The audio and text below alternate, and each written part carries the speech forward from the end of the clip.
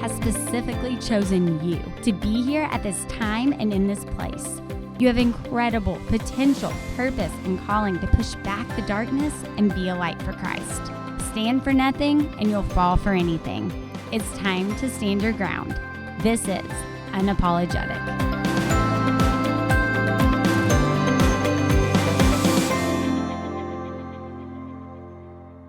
Hi everyone, welcome to Unapologetic. I'm so excited because today I'm interviewing Amy Weatherly and Jess Johnson on friendships. And not just any friendships, we're talking about female friendships and friendships in the teenage years. So very excited to speak with both of them. They have the best-selling book, I'll Be There, but I'll Be Wearing Sweatpants. It is a super fun conversation, and I know that you will enjoy today's episode. Hi. Thank you for having us, Julia. So fun to be here.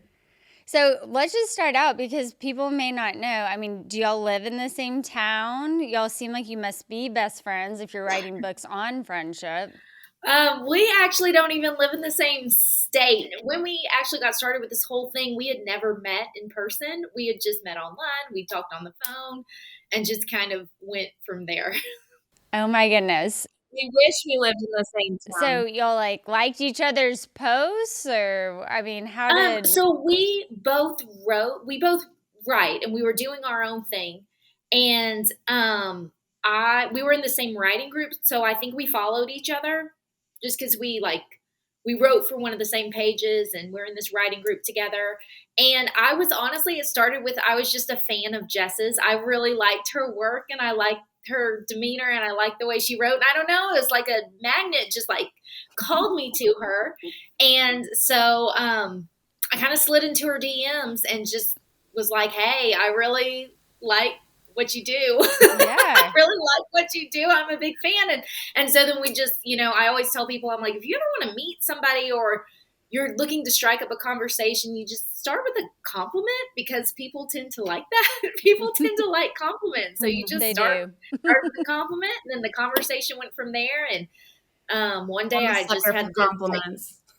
Right? Who doesn't like compliments? Just start with that. Right. I just kind of had this idea, I was in the middle of nothing. Jess and I talked about friendship a lot. I think we're both going through friendship stuff at the time. So that's just kind of what we talked about. And all of a sudden I just had an idea. I think it was just a little God moment that, hey, and I called up Jess and I was like, Jess, I think we need to start a page called Sister, I'm With You. I think it needs to be all about friendship. I don't think anybody else is doing it. Are you in? And Jess was, yes. And so the whole idea was birthed in about 5 minutes. Okay, So before we get into that, I want to ask y'all, what do you wish Christians would stop apologizing for?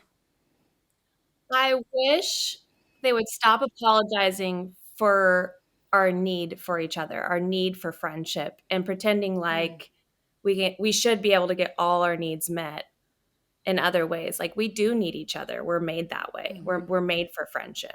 How do you think that, how does that practically play out? Because most people wouldn't raise their hand and be like, I don't need any friends. But you're right. That definitely is something people live as if. Well, we see it a lot in our online communities too, where if people have been really hurt and, which is understandable, they're hurt, they're jaded. It almost is like a self-protective wall people put up. I think that's well, I'm just finding my peace in the Lord, which obviously is amazing and so good and important. But it's okay to admit that it hurts, and it's okay to admit that we need each other and that we're longing for community. I think it's pretty confusing when people are hurt by other Christians. To me, that seems it's a little deeper because we do have the understanding of the gospel and how we're supposed to, hopefully we have some understanding of how we're supposed to treat one another. How have you, either of you, both of you, how have you seen this specifically play out among Christians? Well, I think it doesn't come down to anybody trying to live outside of the Bible and anybody trying to do wrong. We're humans, though. We're humans and we will mess up. And life is messy. And sometimes without trying to, we just step on each other's toes because we don't think the same. We don't feel the same. We weren't all raised the same. We have different personalities. So, of course, sometimes there's conflict. And it doesn't matter whether you're a Christian or not a Christian, there's conflict because we're humans. And because being a human, it's kind of different for each of us. And so I think a lot of it is unintentional. And it just happens. It's just part of living, is that we're going to step on each other's toes sometimes, that we have to figure out how to do it together, even when it's hard. We're walking around with these wounds we don't even know we have. And then we have adult friendships or teenage friendships or whatever. And people, without even knowing it, poke those wounds. And we're just raw. We're broken people. I know we talked about before we started airing about us both being pastors' daughters, and I was just kind of thinking about church culture. I mean, much less likely to confront. Like if someone hurt you, much less likely to have that happen where someone's going to come confront, but really to the point where then you can have an honest conversation and try to heal. It's much more passive aggressive, it seems, a little bit in our culture. And so I was just kind of wondering, do y'all have a way that you suggest for women or teenagers to handle when there is hurt among friends, instead of just pretending like everything's okay and one day you look up and you're not friends anymore? I think one big thing is we could start by acknowledging that we're hurt. Like I feel like growing up, and I don't know if it's from growing up in the church or just growing up as a girl, a woman, if I was hurt, it was like, well, something's wrong with me. Like, what's wrong with me? Why can't I shouldn't be bothered by this. I should just get over it. But some stuff can be solved so simply. And coming to someone with questions, like I do this with my friends now. Like, when you said this, I heard this. Is that what and that hurt my feelings? Is that what you meant? And just giving opportunity and space. And most, like 98% of the time, they're like, oh my gosh, I'm so sorry. No, that's not what I meant. Because we do have these unspoken wounds we're carrying around. Oftentimes we hear or we perceive stuff from other people that is not, it has everything to do with something they're going through and nothing to do with us. So it's just like, it doesn't have to, you don't have to go in like, all right, you hurt my feelings and we're going to talk about this. It doesn't need to be like that. I feel like going in with a question and trusting that your friends do care about you and they do love you, and being like, I'm really struggling with this. Can we talk about it? I think it's a really good way to handle it. And realizing everyone doesn't have the same level of comfortability talking about things. I mean, I have some people in my life where that's totally fine. If I was like, hey, like, just so you know, like, this is a huge wound. It's something I'm working on. But whenever this happens, like, and just having a totally like open conversation. And then there are people like they're just not on that level with you, or they're not on that level with themselves in general. And so kind of understanding where people are coming from too. And I know y'all speak to this. Everyone is not on the same level. How do you say it? Like everyone is not the same level of closeness, right? As a friend, and that's okay. So instead of trying to make everyone be someone that you can confide in, someone you have those really open, deep conversations with, there's people that are kind of in different categories. Can y'all explain that? I know that that's a big part of your message. Yeah, well, there's actually a scientific like a theory to kind of back this up, and it's called Dunbar's. And he was studying chimpanzees, and he just kind of noticed the way that they would grow and then break off and kind of how it would happen. So he sort of translated it to humans, and he just kind of found that we as a whole, and this is just a generalization, we're all different, but we kind of have the capacity for like 5 really, really, really close people in our life. And that's people that we're keeping in touch with almost daily, like very, very close. And that's going to include your spouses and your kids. I only have room for 5. One then. Right. And that's probably true.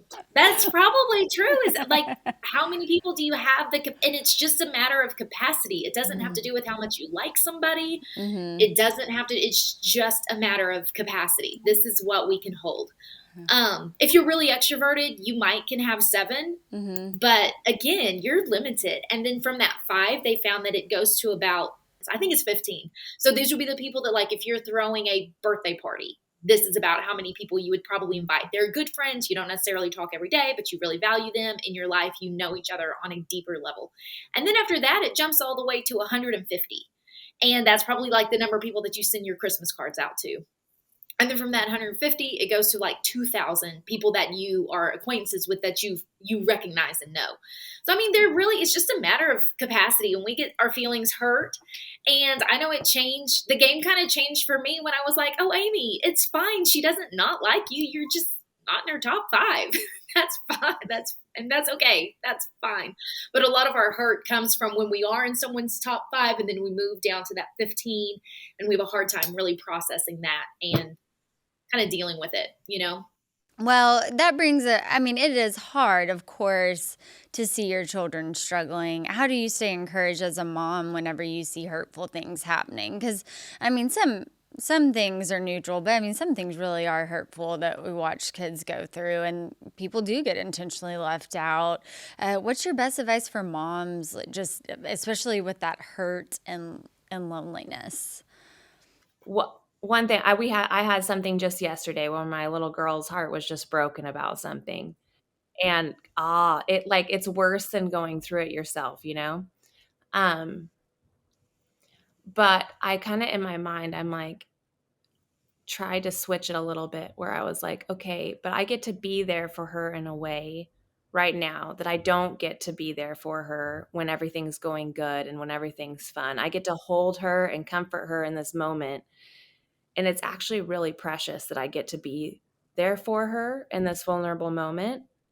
And this is a good life lesson. Like, life is not perfect. We have pain and hurt and disappointments, but trying to cherish those moments, I guess. And I think it's important too, is you have to try not to take their pain and make it your pain and make it about you. You're not the center of this, they are. And so as hard as it is for you, and as much as it also hurts you, I would never want my child to feel the added burden of, oh, now mom's sad, I shouldn't have told her. Yeah. And oh, now my mom is sad and I need to make her happy. No. This is yours. I'm not the center of this, and I am a safe space to listen and to learn and to have space for you and to encourage you and hopefully teach you.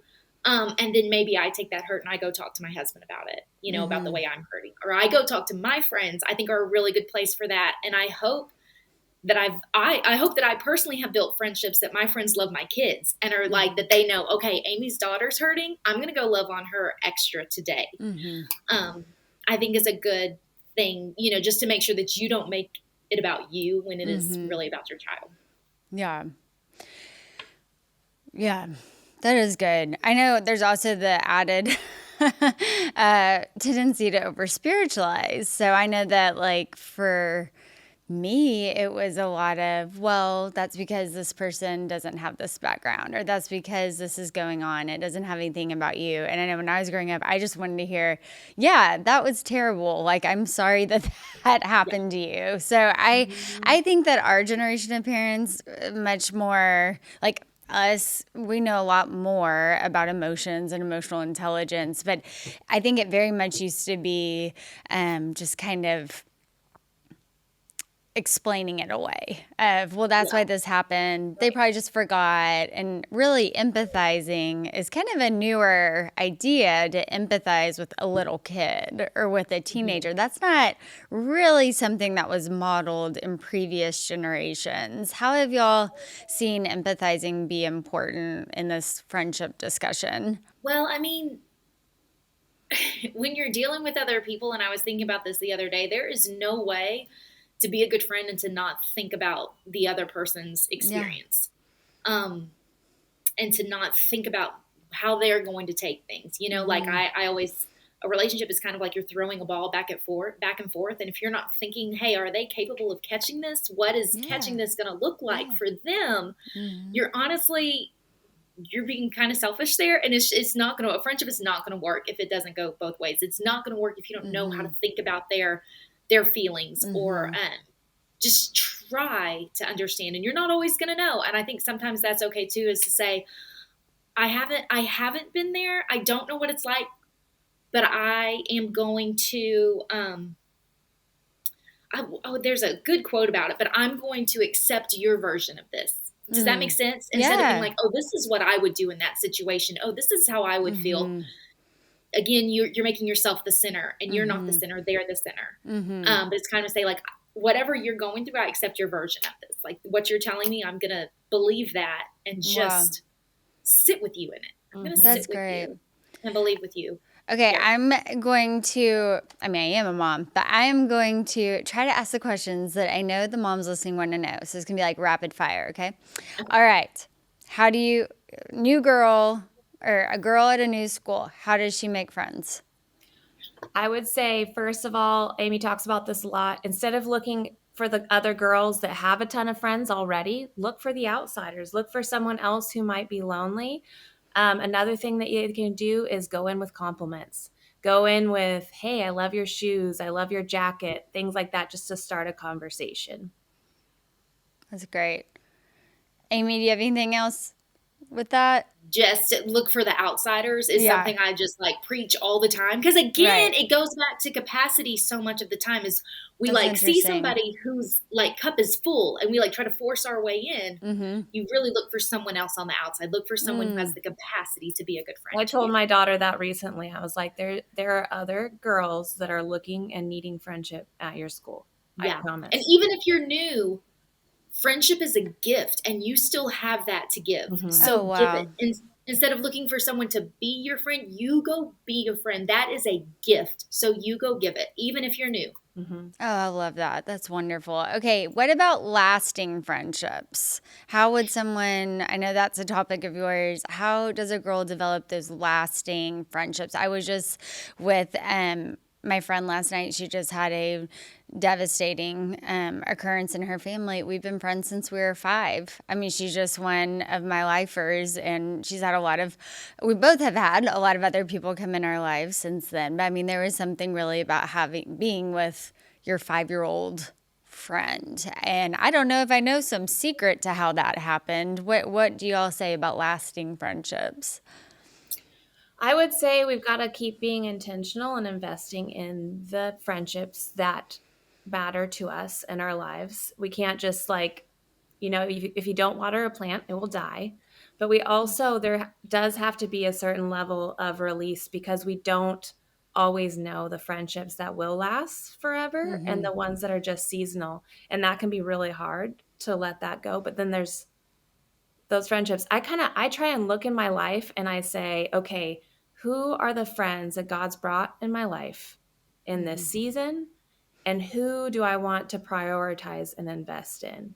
And so if you are, I've had one of my closest friends it's been about 13 years, but that I can't, if I just stopped investing in her at some point, we would definitely grow apart, I think too, I know for me personally, I've actually tried to change the way that I think about it because the thought of having this friendship needs to last forever, that is a lot of pressure and you are only responsible for you. You can't even control them and you can't control what's happening around. You can only control you.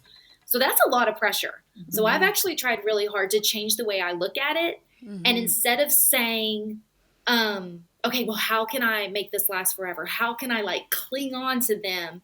I just say, how can I make this friendship full of love right now? And if we focus on the right now and the present, it's going to tend to grow and it's going to tend to build. And if it doesn't, we have to be okay with that too. And instead of looking back with bitterness and anger and resentment, saying, but it was full of goodness while it lasted. And I will rejoice in that. I will appreciate what it was and let go of what it isn't right now. Because sometimes I just think the pressure of making it last forever is hard. That's a lot because sometimes it's just not going to be forever. But we just and that's grow okay. And change. It's really rare that it is, but it's beautiful when it does. And sometimes, I have a friend, going through a hard time right now, and we've been friends our entire lives. And honestly, it was just good luck. Our parents were good friends. We were good friends, and I think we have to remember too, if you're going to have a friendship last forever, there's going to have to be a whole lot of grace. There will have to be a whole lot of grace because there will be a time they get mad at you. There will be a time you get mad at them. There will be a time where you may just not be feeling each other, and you kind of have to have grace to get through that. Yeah. That was long. I'm sorry. So No, good. that's so good. No, it's true. I mean, every friendship's not going to last forever. And so realizing that and taking the pressure off is it's really good. I guess I was kind of thinking about a lot of teenagers switch. Like they switch groups a lot. Oh, Like, yeah. you're my best friend today, you're my best friend tomorrow. Or the opposite's true. They became best friends when they were one and they're not making space for one more person. So I wonder how one of the best ways, or what is an effective way to explain really to teenagers the importance of friendship and loyalty, but also allowing, of course, room for new people. I think one of the big things we can do is teach our kids to be honest about our friendships and to really be open to what God might be saying about friendships. Because also, we can cling on to friendships for too long sometimes. Like maybe you're prioritizing somebody in your life that's actually kind of mean or Right. who is not. Do you feel, I think Amy talked about this at one point, do you feel filled up when you're with this person? Like you don't have to stay in close relationship with someone just because that's what you've always done. Because if you only invest in that friendship, you only have so much to give. So you can Yeah. only invest so much, but it's good to be honest and be like, yes, I still love them a lot, but I'm not super filled up in this season when I'm around them. So it is okay to look around me and see what other friendships I might invest in also. Something else too that is really important to that, and I think we have a tendency to do that, is parents, especially nowadays, we don't want our kids to suffer. We don't want our kids to hurt. We don't want our kids to make mistakes. And so we almost try to like over parent them and over coddle them. And I think that is hurting them in the long run. I think sometimes we let them make mistakes. I think sometimes we let them make their own decisions and learn from it, like have some natural consequences of, hey, you kind of ignored this person for a long time. You weren't necessarily a good friend to them. And now you want to go back, but they're not there. And you definitely sit there and you know, probably don't do the I told you so thing. But Stroking their hair. I mean, I did tell you so. I don't Thanks, Mom. like try not to wear your Mama Knows Best t-shirt in that moment. But I think sometimes that's how we all learn best. I mean, Right. we can teach our kids all we want to, and we can say the right words, and we can read the right books. And when they make a mistake, be there for them and love on them. But sometimes we got to let them fall sometimes too. And because that's how we all learn best. That's how we all learn best. We will not make the same mistake again if we've, you know, actually kind of messed up. So I don't think we can save our kids from every hurt. And I don't think we should. I think letting them mess up is okay too.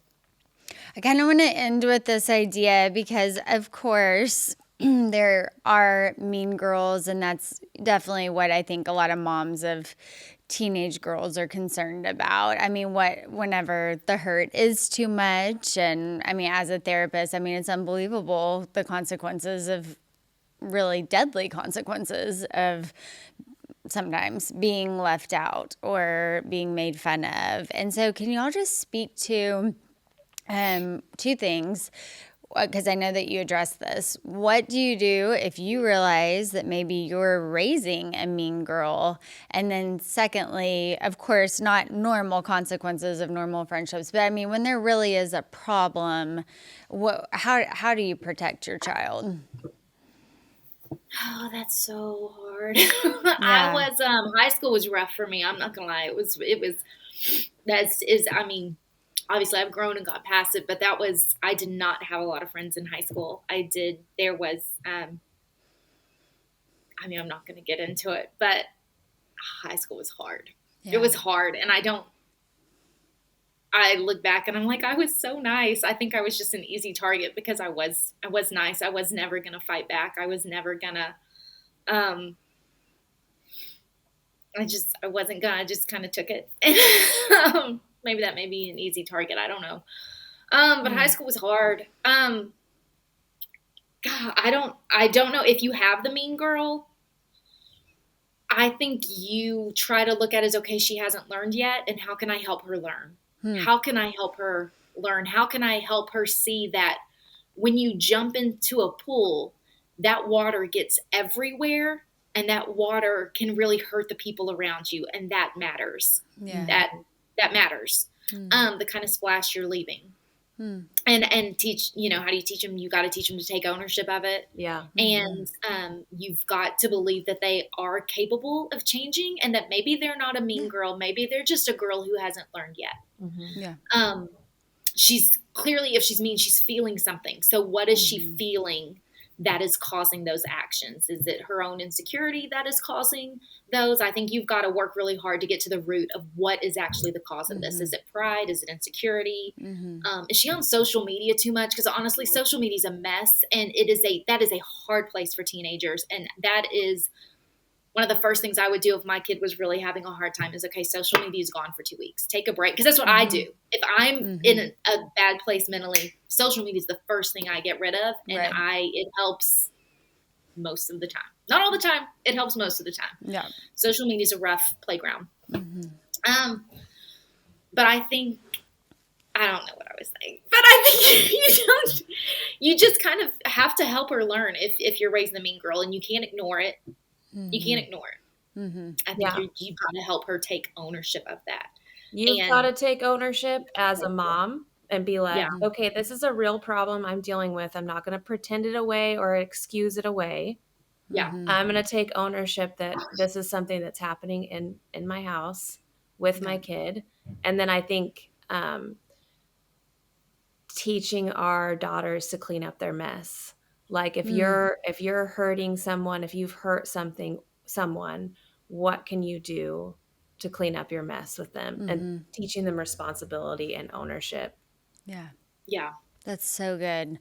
Okay, we could talk forever. Y'all are going to have to come back because there's so much more to talk about. But there's so much on friendship. Can y'all just tell us, how can we find your books? Definitely let the audience know the book titles because they are hysterical. I love them. But can y'all go ahead and just tell our listeners where to find you and your books? The book for adults, and honestly, it's good for teenagers too. I can't think of anything in there that a teenager can't. There's, I guess, some adult things that maybe they can't relate to, but the book that I would say is for teenagers and adults is called I'll Be There, but I'll Be Wearing Sweatpants. And it's just about finding friendships, and finding good friendships, and kind of that the only way you find those good friendships is being yourself and learning who you are, and being comfortable in that will help you find the deep, true, solid friendships. And then our book that is releasing, and you can get that anywhere pretty much. It's at Target, it's in Barnes and Noble, it's on Amazon. I'll Be There, but I'll Be Wearing Sweatpants. And then, and we just found out this week that we have sold 100,000 copies. Awesome. Of it. Congratulations. So, thank you. It's a good group. It's a good book for women to study in groups too. And then we've got a tween version coming out for 8 to 12-year-olds called I'll Be There and Let's Make Friendship Bracelets that comes out in November. So cute. That's awesome. Well, thank you all so much for being on. Thank you for your heart for friendships. It's definitely something that we all, of course, need and can be difficult to navigate. But thank you all for leading this and being on the show today. Thank you so much for having us. Yeah, thank you for having us, Julia. This was great. Sorry about the dogs. Thanks for tuning in to today's episode of Unapologetic. Remember that you can hear today's episode and more at ptv.org/Julia and wherever you get your podcasts.